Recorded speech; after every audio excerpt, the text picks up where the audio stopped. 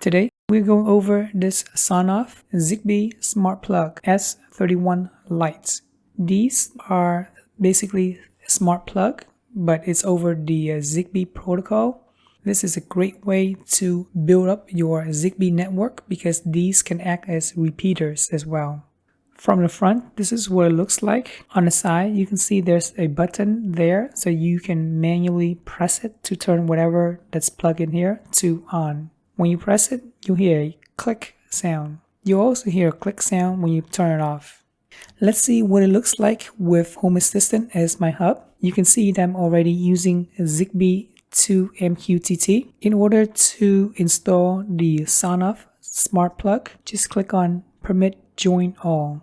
When you click on Permit Join All, there's a countdown. While the numbers are counting down, go ahead and plug the smart switch in to the outlet. It will take about 10 seconds for your smart plug to be found by the hub. Here you can see I already installed it in my first floor bathroom. Zigbee to MQTT automatically recognizes that this is made by Sonoff. That's the right model. You can click on this icon to rename it to whatever you want.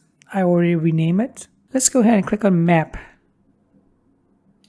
When you click on Map, here you can see my coordinator, which is the Sonoff USB stick. These are all of the relays that's connected to it. And here is the bathroom plug that we installed recently. It's acting as a repeater as well as a Zigbee device itself. So you can see that it's a pretty good link. Here is another plug down in the basement, exactly the same plug. And that itself is acting as a repeater as well. The LQI is very high.